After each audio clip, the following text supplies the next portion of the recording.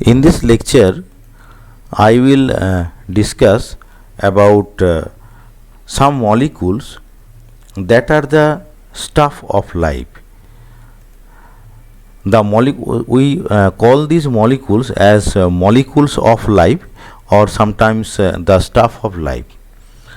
And the content of this lecture is from two textbooks. The first one is the Physical Biology of the Cell by Rob Phillips and others, and another book is Molecular Cell Biology by Harvey Lodis and others. So let us start our discussion. Scientists and other curious humans observe the natural world around them and try to make sense of its constituent parts and the ways that they interact. The particular subset of the natural world called life. You see, if we consider the natural world as a set, then we can call life as its subset. So, the particular subset of the natural world called life has always held special fascination. Why? Because any 3-year-old child knows that a rock is not alive, but that a puppy, a tree, and indeed the child himself are alive. So, he or she can distinguish between living and non-living things.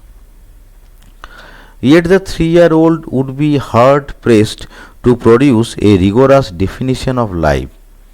And indeed, scientists who have thought about this for decades can only approximate a description of this fascinating property.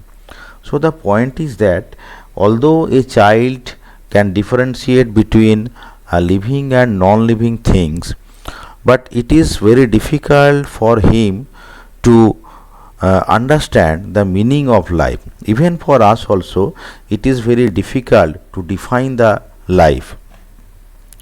No single feature can reliably discriminate life from non-life, but all living systems do share certain central properties. So, some central properties are shared by the living things. Living systems grow, consume energy from their environment, reproduce to form offspring that are rather similar to themselves, and die. So, these are the certain processes that are shared by all living things. In the quest to understand the nature of life, scientists over hundreds of years have investigated the properties of living organisms and their constituent materials with an overwhelming goal of trying to understand why a puppy is different from a rock. Even though they are both made of atoms that obey the same physical laws.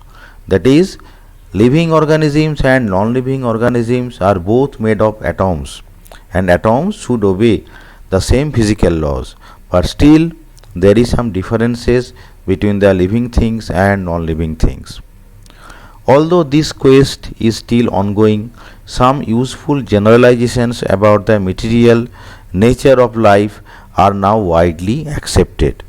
For example, one observed feature of many of the molecules that make up living organisms is that they tend to be relatively large and structurally complex and are hence called macromolecules. So, the most important feature is that the living organisms are composed of some large and structurally complex molecules. These molecules are large and structurally complex, and we often call these molecules as macromolecules. This one. Living organisms also contain a large number of small, simple molecules that are critical to their function, ranging from water, metal ions to sugar such as glucose, etc. So, apart from these macromolecules, there are some small molecules also.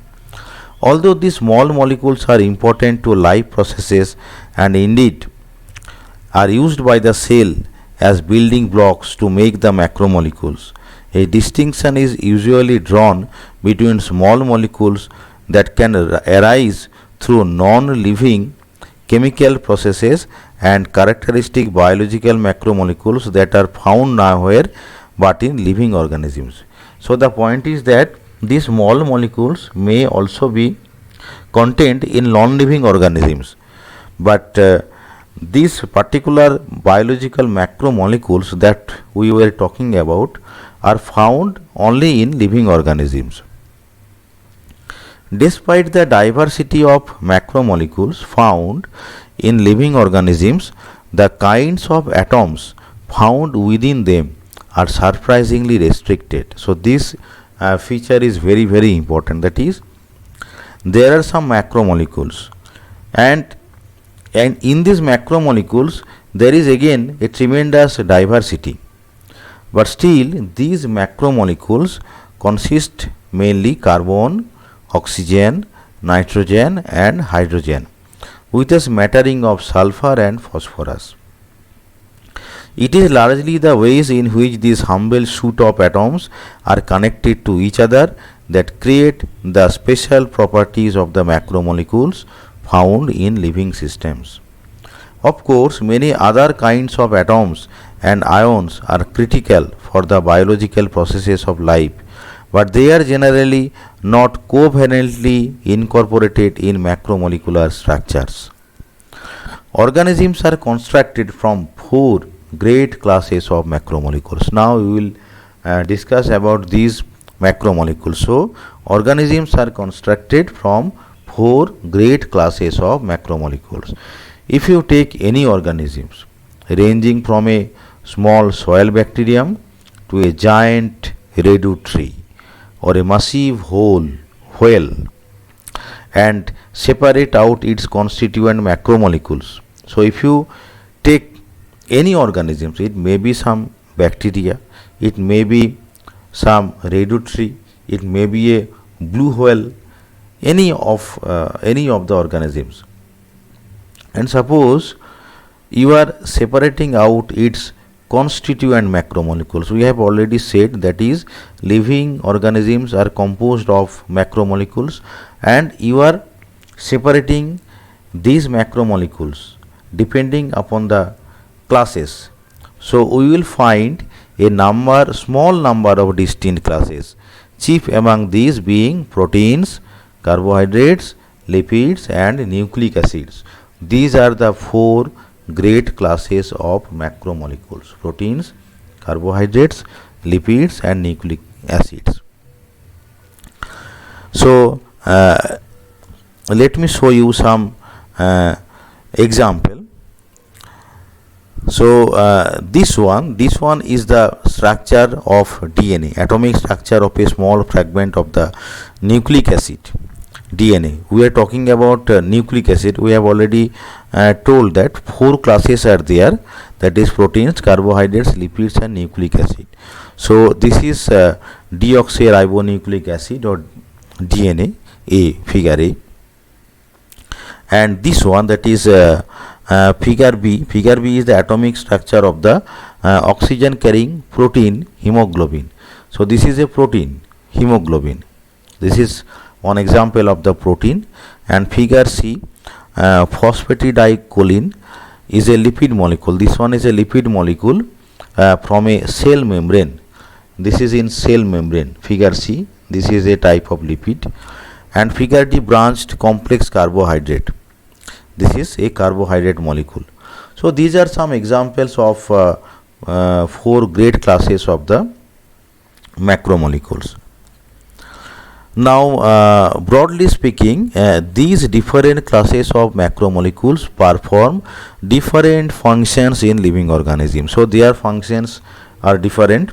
For example, proteins form structural elements within the cells and are largely responsible for catalyzing specific chemical reactions.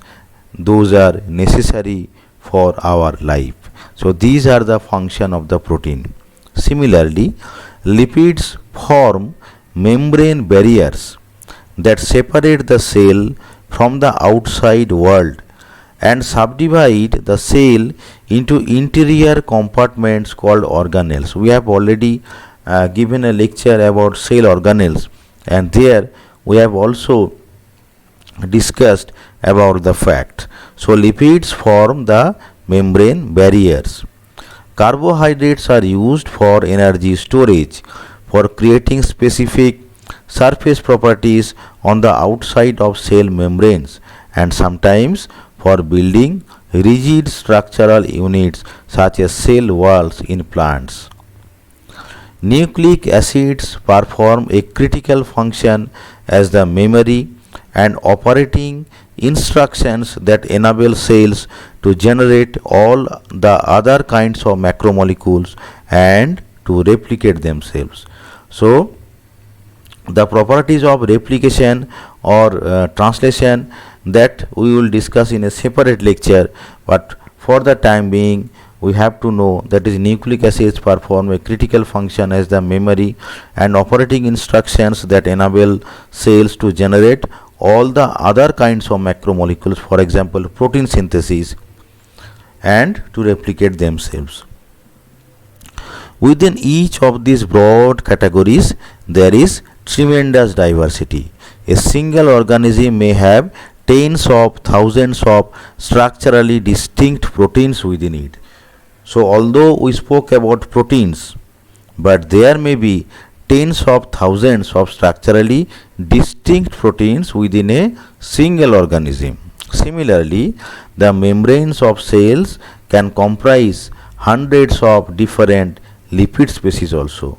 So, there is different variety for a particular macromolecule. There may be different types of protein, there may be different types of lipids also. So, there is tremendous structural variety for each of these macromolecules. Why are these particular classes of macromolecules the stuff of life? There may be a question, that is, why these particular classes of macromolecules are the stuff of life? A complete understanding of the answer to this question would require knowledge of the specific chemical and physical conditions on the early earth that gave rise to the first living cells. However, by studying living organisms on earth today, it is seen that these molecules are wonderfully suited for the perpetual of life for several reasons. So, what are the reasons? First, each of these classes of molecules can be assembled by the cell. I am again repeating, that is, each of these classes of molecules can be assembled by the cell. From which? From a small number of simpler subunit or precursor molecules. So, from a small number of subunits of those macromolecules, these classes of macromolecules can be assembled or synthesized by the cell. It is the combinatorial assembly of these simple subunits that gives rise to the tremendous structural diversity mentioned above. Now, as we have said, that is, these macromolecules can be formed by the assembly of subunits. So, different combination of the subunits will give rise to different variety of the macromolecules. So, due to different combinatorial assembly, different types of macromolecules can be synthesized. That is why, due to the structural different variety of the structural combination, different varieties of the macromolecules can be synthesized by the cells. What this means is that cell needs only a relatively restricted repertoire of chemical reactions to be able to synthesize these sets of subunits from the food in its environment. So, cell needs food, and from the food the cell is able to synthesize these macromolecules from the restricted number of chemical reactions. So, environment has a role in the synthesis of the macromolecules. The fact that most cells on earth make a living by consuming other living organisms. Again, repeating this sentence because this is very important fact. The fact that most cells on earth make a living, that is how cells live or how cells help us in living, that is by consuming other living organisms, because cells will consume either plants or animals, that means other living organisms. So cells live by consuming other living organisms, and it is probably both a cause and a consequence of the fact that they all share very similar suits of these fundamental building blocks. Now let us discuss a little bit more about the nucleic acids and proteins. So nucleic acids and proteins are polymer languages with different alphabets. So this is a very important sentence. Nucleic acids and proteins are polymer languages with different alphabets. And now we will explain the meaning of this important sentence. A great triumph of the study of molecular biology in the middle part of the 20th century was the profound realization that the sequence of nucleic acid subunits in the cell's DNA is directly responsible for determining the sequence of amino acids in the same cell's proteins. This is a very, very important sentence. So you just listen very carefully. That is the sequence of nucleic acid subunits. We will say that is how there is a particular sequence in the nucleic acid, but there is some sequence of nucleic acid in DNA. There is a particular sequence of the nucleic acid, and depending on this particular sequence, some particular proteins are synthesized. That is, those particular sequence governs the synthesis of some particular proteins. That is the relationship between a DNA sequence and a protein sequence. There is a particular relationship between a DNA sequence and a protein sequence, and this has been described by Francis Crick as comprising the two great polymer language of the cells. Now we will step by step explain this relationship. So let me show you, that is a nucleic acid. A nucleic acids is formed from four types of nucleotides. So what are the four types of nucleotides? A, T, G and C. These are the nucleotides, and we call them as alphabets of the nucleic acids. So these are the alphabet of the nucleic acid. Now what are the A, T, G, C? Let me show you another figure. These are the bases of the nucleic acid. A, T, G, C. These are their chemical structure. In DNA, the four distinct subunits or bases are abbreviated as A, adenine, T, thymine, G, guanine and C, cytosine. So these are four different bases. In these diagrams, carbon is represented by C, oxygen by O, nitrogen by N and hydrogen by H. The letter R, for example, you see that there is a letter R here. The letter R indicates attachment to a larger chemical group.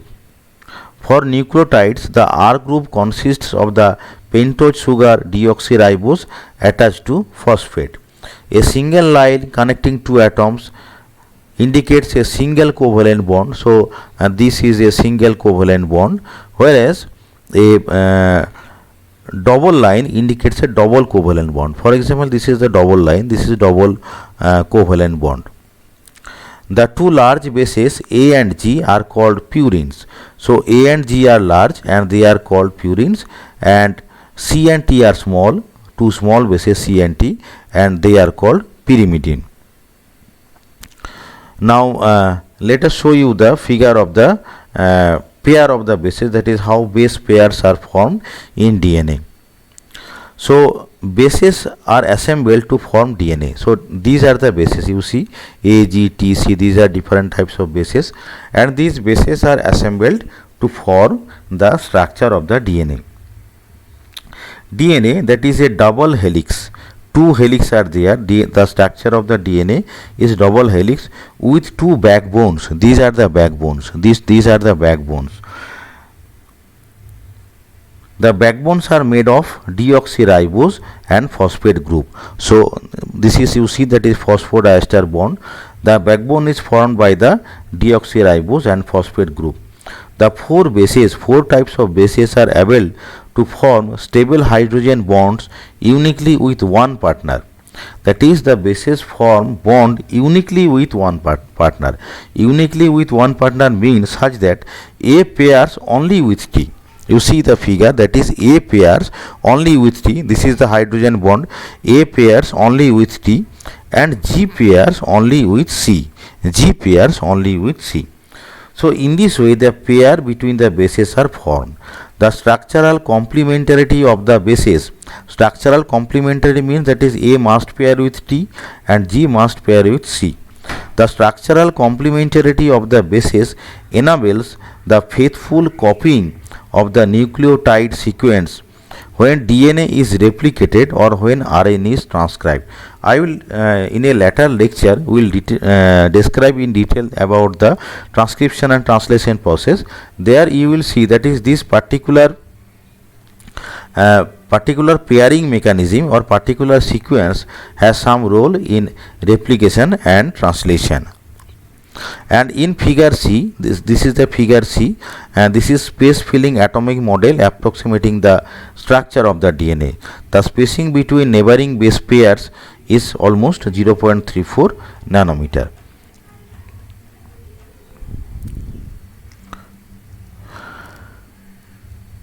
Now we have already demonstrated about the DNA. These are the four bases. Sometimes these four bases, three particular bases are combined and they are known as codon. For example, suppose in this figure you see that is G, A and C. This is the particular combination of the three nucleotides. So if there is G here, then in the below there must be C, because G pairs only with C, A pairs only with T and C pairs only with G. So GAC, this is a particular sequence or combination of the three alphabets, and we sometimes call them as words for the nucleic acid. In case of proteins, you see there are 20 different types of amino acids, and for proteins we can call these amino acids as alphabet for the proteins. And here, for example, there is a particular codon, that means for a combination of three alphabet for the nucleic acid, and similar thing for protein is the alpha helix and beta strand structure for a protein. Actually, proteins are synthesized by following the sequence of the nucleotide in the DNA. So that is why we are step by step demonstrating that is how proteins are formed. So nucleotides are the alphabet for the nucleic acid, and amino acids are the alphabet for the proteins. And in nucleic acid, the combination of the three alphabet is known as codon, and for protein the similar thing as words is alpha helix and beta strand structure. And the gene, that is sequence of the nucleotides, that is when a particular sequence is formed, then gene is produced. So we can call gene as the sentences in case of nucleic acid, and in case of protein a fully folded functional protein will be equivalent to the gene. Now we have shown there that is there are 20 types of distinct amino acids. Now how can just 4 nucleotide bases be translated into protein sequences containing 20 different amino acids? Because we have said that is proteins are formed from the sequence of the nucleic acid in the DNA. Following the sequence of the nucleic acids in the DNA, proteins are formed. But the point is that there is 4 alphabet in the nucleic acid, A, T, and G, C, but there are 20 amino acids in the protein. So how different types of amino acids can be synthesized from the 4 alphabets? That is the point. The key realization is that DNA letters are effectively read as words called codons made of 3 sequential nucleotides, and each possible combination of 3 nucleotides encodes 1 amino acid with same built-in redundancy in the code and a few exceptions such as the codon for stop. So stop codon I will explain later, but the point is that following this sequence, that is 3 particular nucleotide sequence, that is following this sequence, one particular amino acid is synthesized. In the protein language, group of amino acids letters also form words which give rise to the fundamental units of protein secondary structure, namely alpha helices and beta strands. So as we have said, that is in case of protein, alpha helix and beta strand are equivalent to the codon.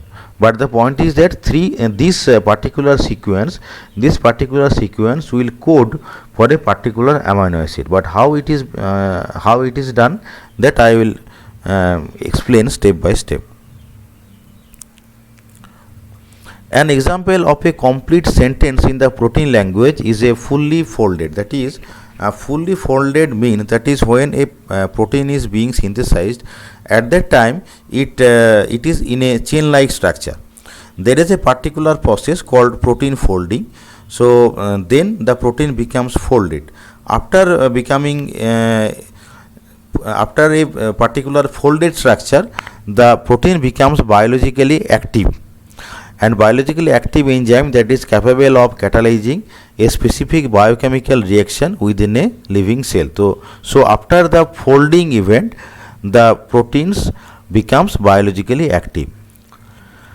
Now the sequences associated with nucleic acids and proteins are linked mechanistically through the ribosome. So ribosome is there who links the sequence of the nucleic acid and the proteins.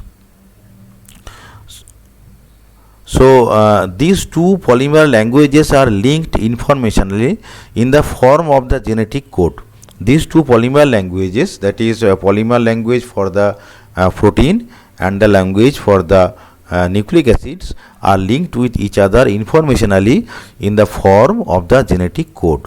In particular, each 3-letter collection from the nucleic acid language has a corresponding letter that it codes for in the protein language. So each 3-letter collection from the nucleic acid has a particular meaning. So this particular combination will be used for synthesizing a particular kind of amino acid. The determination of this genetic code is one of the great chapter in the history of molecular biology, and the results of that is shown in figure 1.4. So now I will show you the figure. This is the genetic code. So I have already said that the combination of the codon, that is 3 nucleotide sequence. So these 3 nucleotide sequence will be used for synthesizing one particular kind of amino acid. So this is the genetic code. So you see, that is there are different types of circle. This one is the first circle, this one, and inside the circle 4 nucleotides are there, A, G, U, C. Here we have used U instead of T. This is called uracil. In this schematic representation, the first nucleotide in a coding triplet is shown at the center of the ring. The second nucleotide in the middle colored ring, and the third nucleotide in the outer colored ring. In this representation of the genetic code, the 4 bases A, C, G and U has been used. Uracil is structurally very similar to thiamine and is used instead of thiamine in messenger RNA. Actually, in messenger RNA, T is not used, rather U or uracil is used. So that is why we have replaced T with U. Now you see, this one is the first circle, and inside the first circle there are 4 bases. Then again there is a circle, this is the second circle, and inside the second circle different types of nucleotides are coded like this. Now there is a third circle, in the third circle also different nucleotides are encoded like this. Now there is a fourth circle, and just inside the fourth circle in the white background different types of amino acids are written. So how we have to read this genetic code, that I will explain. For example, now you just look inside the first circle and you take a single nucleotide. Suppose you are taking as A. So this will be the first letter in the codon. There will be 3 letters in the codon, so this is the first letter. We are taking A as the first letter. Now how to take the second letter? You see, that is you look at this particular semicircle, this color, this is in gray color. So this is one of the line of the semicircle, and this is one of the line of the semicircle. Those are the boundaries of A. This is a boundary, this line is a boundary, and this line is a boundary. Now this boundary encloses total 1, 2, 3, 4 4 bases in the second circle. Now you can take any one of the nucleotide for the second circle. Suppose you are taking again as A. We have used different colors for different combination. For A, this gray color is used. So let us take A again. You are taking A, that is second letter for the codon. It may be G or C or U also, but for example we are taking as A. So you have to choose A, that is the second alphabet of the codon from the second ring. Now you go to the third ring, but when you go to the third ring, you just look what are the boundaries of A. This is one of the boundary, this line is a boundary, and this is another line for the boundary of A. And these particular boundaries of A includes total 1, 2, 3, 4 codons. For example, this G, A, C, U are there in the boundary lines of A, and you can choose any of the 4 letters for the third alphabet of the codon. So first alphabet is A, then we have selected A, and for A, amongst G, A, C and U, let me select as A as a third codon, third alphabet of the codon. So A, this may be a codon. All the 3 letters are A. It may be others also. For example, suppose the first letter is A, second letter is A, the third letter is G. It may be G. Now you see, that is, suppose we have selected A. Now for A as well as G, there is a single boundary. You see, the boundary is like this. This is the line and this is another line. So AAA and AAG both combination will synthesize lysine. LYS means lysine. This is a particular amino acid. So the combination of AAA and AAG will synthesize lysine. Similarly, for example, if first 2 letter is A and the third letter, it may be C or may be U. It may be either C or U, but both will synthesize a amino acid known as asparagine. This one, ASN. This amino acid will be synthesized for these 2 codons. So this means that amino acids will be synthesized for a particular sequence of the codon, but it may happen that is two different types of sequence may be used to synthesize one kind of amino acid. For example, AAA, AAG and AAA both sequence will synthesize lysine. There is a particular sequence as, for example, you see, that is A, U and G. This particular sequence will be used to synthesize methionine. Actually, there is a unique codon AUG for the synthesis of methionine, but other amino acids may be synthesized for different combination of the codons, and there some particular sequence of the letters in codons will not synthesize any amino acids, and they are used or they are known as stop codons. There is a particular role of the stop codon that I will explain later, but this particular combination will not synthesize any amino acids. Now these are all about the macromolecules that I have talked about, but apart from the macromolecules there are some small molecules. For example, water, inorganic ions and a wide array of relatively small organic molecules account for 75 to 80% of living matter by weight. So these small molecules constitute 75 to 80% of living matter by weight, and water alone accounts for about 75% of a cell's volume.